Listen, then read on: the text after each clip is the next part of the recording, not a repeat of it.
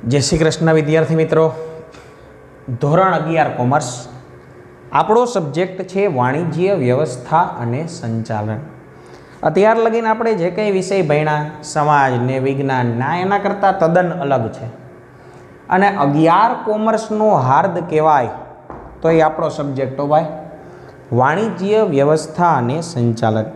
तमे बधाए प्रवाह क्यो राख्यो छे? कॉमर्स। आपणो कॉमर्स ज छे भाई। इट्स कॉल्ड वाणिज्य हो।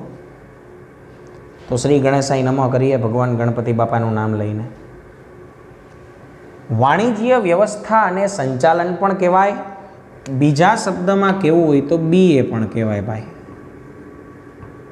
अने हजी केवुं होय तो ओसीए कहेवाय।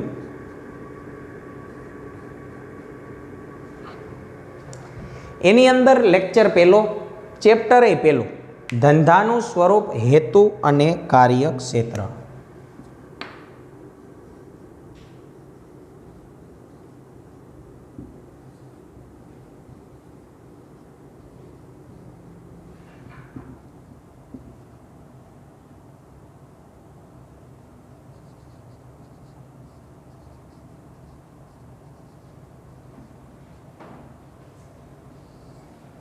धंधानुं स्वरूप हेतु अने कार्यक्षेत्र। आपणे सब्जेक्ट कॉमर्स राख्यो छे तो भणवानुं हवे एवुं ज थशे, पण पहेला तमने ए खबर होवी जोईए वोट इज ध मीनिंग ऑफ ध कॉमर्स। तमे कॉमर्स राख्युं ने भाई। कॉमर्स ने गुजरातीमां वाणिज्य कहेवाय। वाणिज्य व्यवस्था अने संचालन। आ चेप्टरनी अंदर आपणे शीखवानुं छे धंधो एटले शुं, एनो हेतु केवो छे अने एनुं कार्यक्षेत्र केवुं छे। तमे ने हूँ उठीए थी ज्यां लगीन सुई तमारा ने मारा मननी अंदर जो आपणे कंई काम करता होय तो एक ज वस्तु माटे काम करता होय ई छे नाणुं, એટલે કે पैसा। पैसा वगर तो बधुंय नकामું। आखा विश्वनी अंदर आर्थिक प्रवृत्ति एवी प्रवृत्ति है कि जी अपना कॉमर्स ने जीवित राखे, एटले के वाणिज्य ने प्रवृत्ति आम तो घणी बधी प्रकारनी होय। एमां खास करीने आर्थिक प्रवृत्ति बोले तो नाणाकीय ई आर्थिक प्रवृत्ति ज तमारा ने मारा वाणिज्य ने जीवतुं राखे। जो आर्थिक प्रवृत्ति न होय तो कॉमर्स होय ज नहीं, तो आपणो विषय न होय ने आपणे भणताय न होय अत्यारे। माटे पैसा पण ई वળી શું आर्थिक प्रवृत्ति એટલે શું ભાઈ એ તમને ખબર હોવી જોઈએ। પ્રવૃત્તિ આમ તો ઘણી પ્રકારની। પહેલા તો ઈ કહો કે પ્રવૃત્તિ એટલે શું, કોને પ્રવૃત્તિ કહેવાય ભાઈ? જેવી આવડે એવી લખો ભાઈ। પ્રવૃત્તિ એટલે શું? સરળ શબ્દોમાં કહીએ તો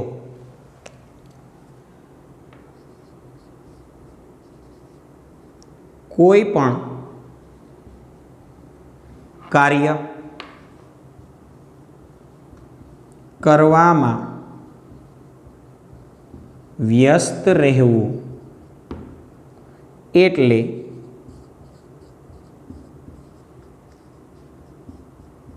प्रवृत्ति। तमे ने हूँ कोई पण कार्य करता होय ने एमां व्यस्त होय एटले तमे ने मैं हूँ करी कहेवाय प्रवृत्ति। दाखला तरीके भणवानी प्रवृत्ति,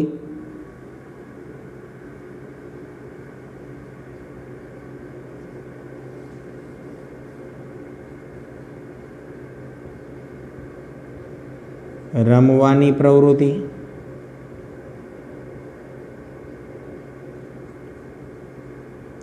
लखवानी प्रवृत्ति वगैरह। तमे ने हूँ गमे ई काम करीए पण मैं कीधुं एम व्यस्त होईए एटले तमे ने मैं प्रवृत्ति करी कहेवाय। पछी आपणे लखता होईए तो लखवानी प्रवृत्ति, एमां व्यस्त छीए, एने लख्या सिवाय कंई काम करता ज नथी। भणता होईए तो समजी लेवुं भणवानी प्रवृत्ति, भणवा सिवाय कंई काम करता ज नथी। हसता होईए तो के हसवानी प्रवृत्ति, एना सिवाय कंई काम करता ज नथी। આપણા અભ્યાસક્રમની અંદર પ્રવૃત્તિના મુખ્યત્વે બે પ્રકાર પડે છે। આમ તો ઘણાય પડે, મેં તમને કીધું એમ। આ લખાઈ ગયું ભાઈ પ્રવૃત્તિ એટલે ફટાફટી લખી લેજો।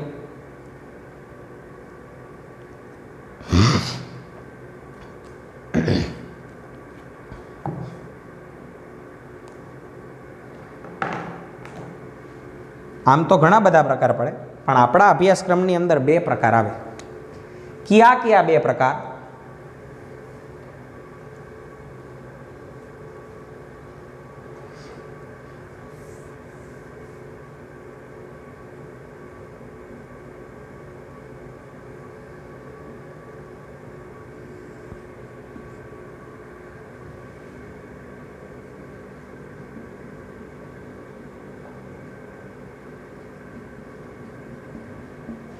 એક તો આર્થિક પ્રવૃત્તિ અને નંબર 2 બિન આર્થિક પ્રવૃત્તિ.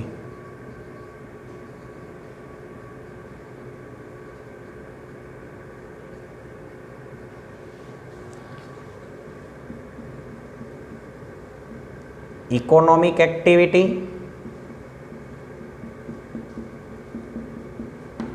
અને નોન ઇકોનોમિક એક્ટિવિટી.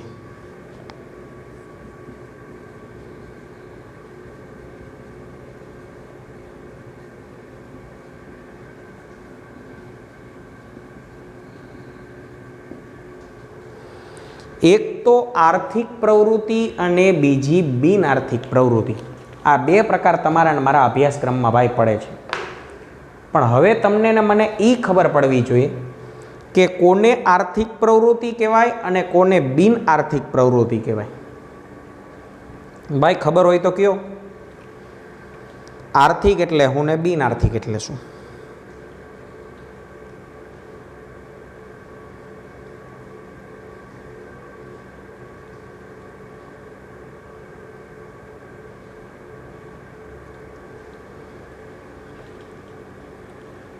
આર્થિક એટલે શું અને બિન આર્થિક એટલે શું?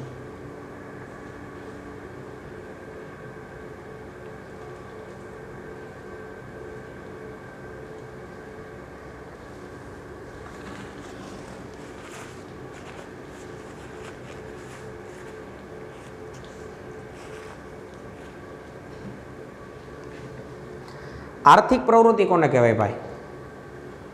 તો કે નાણાં કમાવા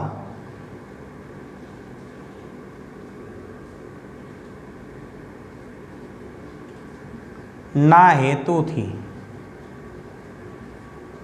કરવામાં આવતી પ્રવૃત્તિ એટલે આર્થિક પ્રવૃત્તિ. તમે ને હું જે પ્રવૃત્તિ કરીએ એ પ્રવૃત્તિનો હેતુ જો નાણાં કમાવાનો હોય તો એને આર્થિક પ્રવૃત્તિ કહેવાય. અને ભાઈ આવું ન યાદ રાખવું હોય ને તો હાવ શોર્ટ એન્ડ સ્વીટ કહું તો ખાલી એટલું કહેવાય, આર્થિક ઉપાર્જનના હેતુથી જે પ્રવૃત્તિ કરવામાં આવે છે તેવી પ્રવૃત્તિને આર્થિક પ્રવૃત્તિ કહેવાય. અથવા તો જે પ્રવૃત્તિ કરવા પાછળનો હેતુ આર્થિક ઉપાર્જનનો હોય ભાઈ. પણ એ વળી શું આર્થિક ઉપાર્જન? તમારું ને મારું ભરણ પોષણ. તો જે પ્રવૃત્તિ કરવા પાછળનો હેતુ આર્થિક ઉપાર્જનનો હોય અથવા તો નાણાં કમાવાના હેતુથી જે કરીએ એ આર્થિક. તો વળી બિન આર્થિક એટલે શું એ જોઈ લઈએ. જે પ્રવૃત્તિ કરવા પાછળનો હેતુ આર્થિક ઉપાર્જનનો નથી અથવા તો જે પ્રવૃત્તિ કરવા પાછળનો હેતુ નાણાકીય વળતરનો નથી. હાલો ને પહેલાં એમ કહું, નાણાકીય વળતર મેળવવા નો નથી તેવી પ્રવૃત્તિને બિન આર્થિક પ્રવૃત્તિ કહે છે. તમે ને હું જે પ્રવૃત્તિ કરીએ એનો હેતુ નાણાકીય વળતર મેળવવાનો નથી. આનો હેતુ નાણાકીય વળતર મેળવવાનો છે અથવા તો નાણાં કમાવાનો છે, ઓલામાં નાણાં કમાવાનો નથી, એટલે બિન આર્થિક પ્રવૃત્તિ. तो भाई वाणिज्यनी अंदर तो मात्र ने मात्र एक ज प्रवृत्ति स्वीकार्य छे। ए कई प्रवृत्ति स्वीकार्य छे? आर्थिक प्रवृत्ति। अहीं सेवा नथी आवती भाई, सेवा होय तो वाणिज्य हाले ज नहीं। આપણું કોમર્સ સેવામાં હાલતું નથી। આપણું કોમર્સ તો કેમાં હાલે? ઓનલી ફોર નાણાંમાં। હું અત્યારે અહીં ભણાવું છું, મારો હેતુ સેવાનો નથી, ઇકોનોમિક એક્ટિવિટી। કામ કરીશ, પૈસા લઈશ, પૈસા વગર બધું નકામ। મોટી મોટી કંપની હાલે, સેવા કરે લોકોની? જરાય નહીં।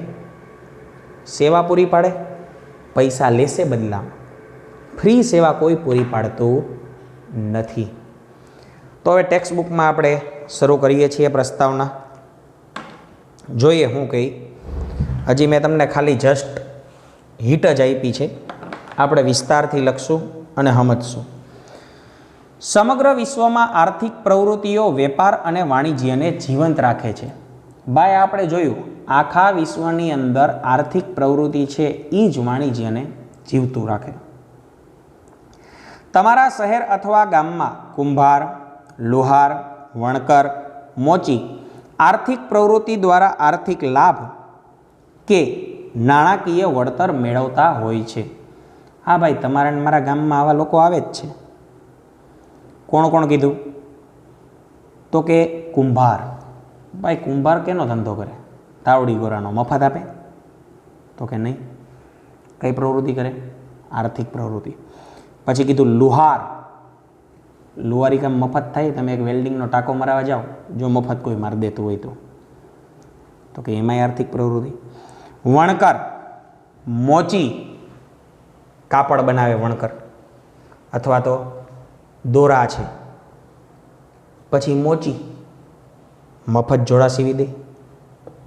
દરેક લોકો આર્થિક પ્રવૃત્તિ દ્વારા કાં તો આર્થિક લાભ મેળવતા હોય ને કાં તો નાણાકીય વળતર મેળવતા હોય છે।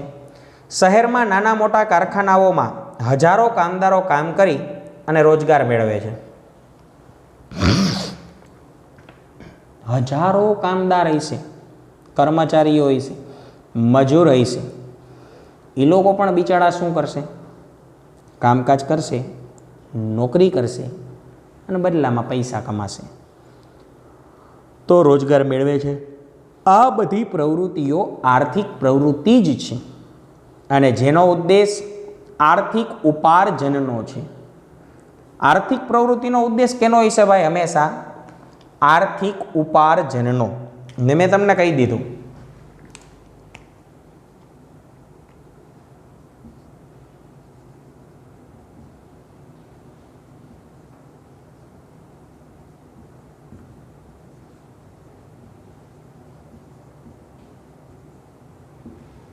આનો ઉદ્દેશ છે આર્થિક ઉપાર્જનનો હોતો નથી।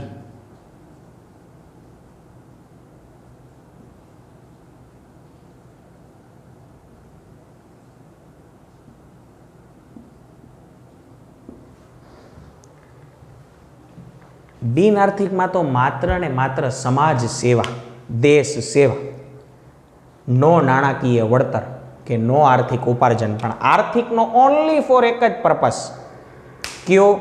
આર્થિક ઉપાર્જન। કારણ કે ભાઈ ઘર તો હલાવું। તો જેનો ઉદ્દેશ આર્થિક ઉપાર્જનનો છે, ધંધો એ નફાના ઉદ્દેશથી કરવામાં આવતી આર્થિક પ્રવૃત્તિ છે। આપણે ભાઈ તમે ને હું અત્યાર લગીને બોલતા આવ્યા છીએ, હવે 11માં આવ્યા તમે, ધંધો ધંધો। પણ what is the meaning of the ધંધો ભાઈ? બિઝનેસ કોને કહેવાય? ધંધાનો હેતુ કયો છે? સેવા કરવાનો છે કે નફો કમાવાનો છે? કયો છે?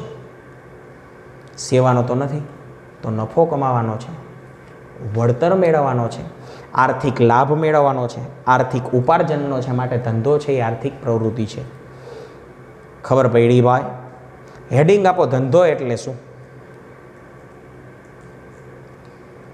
એમાં લખજો, ધંધો એ નફાના ઉદ્દેશથી કરવામાં આવતી, ધંધો એ નફાના ઉદ્દેશથી કરવામાં આવતી આર્થિક પ્રવૃત્તિ છે. ભાઈ કેવી પ્રવૃત્તિ છે? આર્થિક. અને ધંધાનો માત્ર ને માત્ર એક જ હેતુ છે. કયો હેતુ? અપના સપના મની મની, નફો કમાવો. નફા વગરનો ધંધાનો હેતુ છે નહીં, કે હોય નહીં. અને જો હોય તો આપણા અભ્યાસક્રમમાં હાલશે નહીં, કારણ કે અભ્યાસક્રમમાં માત્ર ને માત્ર આર્થિક પ્રવૃત્તિને જ સ્થાન આપ્યું છે. બિન આર્થિક પ્રવૃત્તિની અહીં અવગણના કરવામાં આવે. હું એમ નથી કહેતો કે તમારા અને મારા જીવનમાં બિન આર્થિક પ્રવૃત્તિ ન હોય, પણ આપણા અભ્યાસક્રમમાં અત્યારે જે પ્રવૃત્તિની વાત કરી છે તે માત્ર ને માત્ર આર્થિકની જ લગતી છે. તો જોઈએ આગળ. ધંધો એ નફાના ઉદ્દેશથી કરવામાં આવતી આર્થિક પ્રવૃત્તિ છે. ધંધા ઉપરાંત વ્યવસાય અને રોજગાર પણ આર્થિક પ્રવૃત્તિના પ્રકાર છે. આર્થિક પ્રવૃત્તિના મુખ્યત્વે 3 પ્રકાર છે. આપણે અભ્યાસક્રમમાં આગળ જોશું. પહેલું ધંધો, બીજું વ્યવસાય અને ત્રીજું રોજગાર. બિન આર્થિકના કોઈ પ્રકાર નથી પડતા, બધું આગળ આવશે ભણવામાં. કેટલા પ્રકાર પડે? 3. ક્યાં ક્યાં? ધંધો, નંબર 2 વ્યવસાય, નંબર 3 રોજગાર. ભાઈ આને કેવું હોય તો હજી એક શબ્દમાં કહેવાય કરી કરીને નો કર્યો. ભાઈ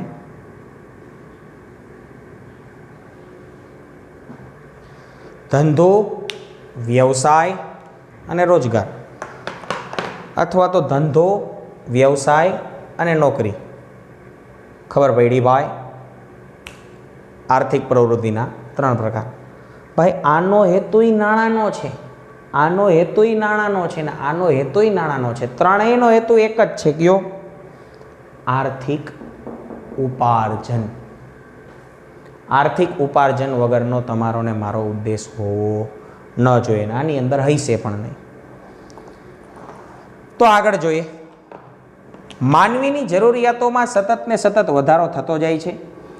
આ જરૂરિયાતો સંતોષવા માટે માનવીએ આર્થિક પ્રવૃત્તિ કરવી પડે છે. અને આ ભાઈ તમારી ને મારી જરૂરિયાત છે એ સંતોષવી હોય તો તમારે ને મારે કંઈક ને કંઈક તો પ્રવૃત્તિ કરવી જ પડશે. ઉદાહરણ તરીકે જોઈએ તો ખેડૂત અનાજનું ઉત્પાદન કરે, અસીલવતી કેસ લડી વકીલ ફી મેળવે છે. ભાઈ ખેડૂત છે એ પોતાનું જીવન ધોરણ ચલાવવા માટે શું કરશે? અનાજ વાવવાનો જ છે, એનું ઉત્પાદન કરવાનો જ છે. વકીલ શું કરે? પહેલાં તો ભાઈ એ કયો વકીલનો ધંધો કહેવાય? આપણે કહેતા હોય ઓહો ફલાણા વકીલનો ધંધો એમાં લેવો, એ ધંધો ન કહેવાય. તમે ઘણીવાર એમ કહેતા હોય ઓહો ઓલા ડૉક્ટરનો ધંધો તો એમ ઘરાકી હોય. ભાઈ ન કહેવાય, વકીલનો વ્યવસાય કહેવાય. તો વકીલ શું કરશે? તો કે અસીલવતી કેસ લડી અને ફી મેળવે. ઈ વરી હું અસીલ એટલે હું? અસીલ એટલે હું? તો કે વકીલની ભાષામાં ઘરાક એટલે અસીલ. ભાઈ કંઈ નથી બીજું. તમને અઘરું લાગશે.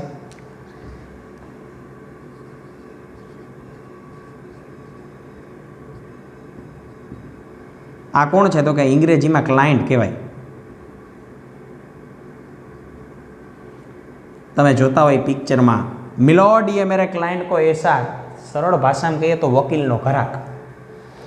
જો વસ્તુ એક જ છે પણ વાણિજ્યની અંદર જુદી જુદી ભાષામાં જુદી જુદી એની અભિપ્રાય પ્રમાણે જુદું જુદું થશે. દાખલા તરીકે શિક્ષકની ભાષામાં ઘરાક એટલે શું? ગ્રાહક એટલે શું? તો કે વિદ્યાર્થી. જો છે ઘરાક જ પણ નામ બદલું, એ આપણું વાણિજ્ય. બસ હાંકતો હોય ડ્રાઈવર, એની ભાષામાં ઘરાક એટલે શું? તો કે પેસેન્જર. થાય કે નહીં? યસ ઓર નો? ડોક્ટરની ભાષામાં ઘરાક એટલે શું? તો કે પેશન્ટ, દર્દી. યસ ઓર નો? ખબર પડી ભાઈ? વસ્તુ એક જ છે પણ નામ અલગ છે. એવી જ રીતે વકીલની ભાષામાં ગ્રાહક એટલે શું, ગ્રાહક એટલે શું? તો કે અસીલ. વકીલ છે એ પોતાના ક્લાયન્ટનો અસીલનો કેસ લડશે ને બદલામાંથી ફી મેળવશે. તો વકીલ પણ કઈ પ્રવૃત્તિ કરે ભાઈ? આર્થિક. જો વકીલ સેવા કરે, બધાયના કેસ મફત લડે તો ઘર જઈને ઓસરી ન વધે. હું તો કહું, હા તમે કહો કે સાહેબ ઘણાય વકીલ ફ્રીમાં સેવા કરે, નો ડાઉટ એનો હેતુ આ છે, નોન ઇકોનોમિક એક્ટિવિટી. આપણે આગળ શીખશું બધું. ફોર એક્ઝામ્પલ તરીકે વકીલ છે એ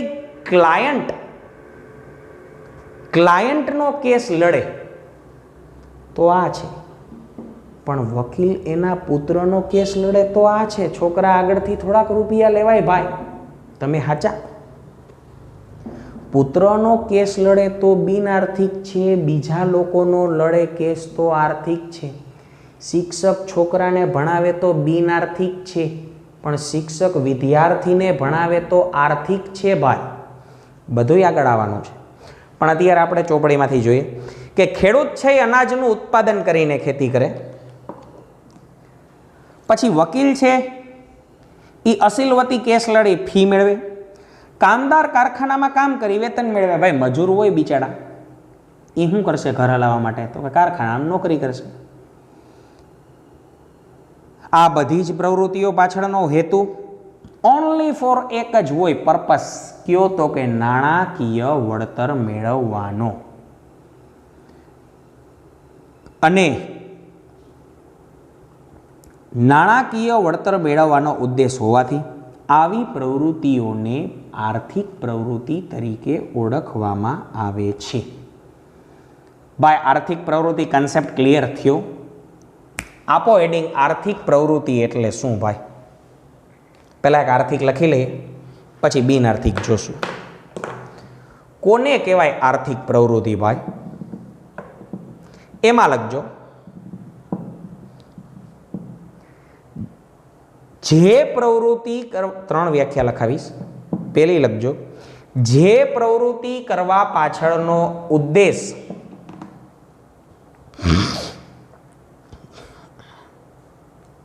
આર્થિક ઉપાર્જનનો હોય.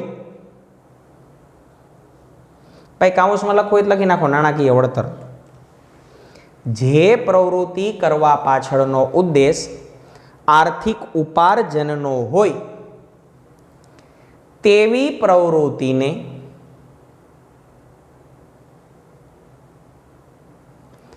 આર્થિક પ્રવૃત્તિ કહે છે. તેવી પ્રવૃત્તિને આર્થિક પ્રવૃત્તિ કહે છે. લખો ભાઈ, કરજો અથવા. નાણાકીય વળતર મેળવવાની, નાણાકીય વળતર મેળવવાની અપેક્ષાએ કરવામાં આવતી પ્રવૃત્તિ. નાણાકીય વળતર મેળવવાની અપેક્ષાએ કરવામાં આવતી પ્રવૃત્તિ એટલે આર્થિક પ્રવૃત્તિ.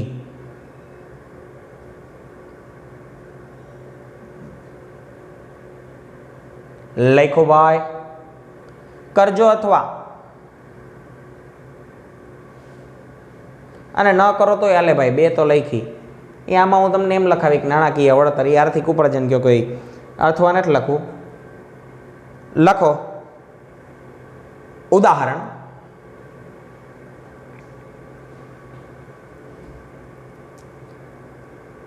ખેડૂત અનાજનું ઉત્પાદન કરી, ખેડૂત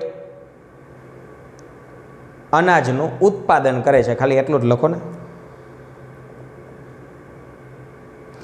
ડોક્ટર દર્દીની સારવાર કરે,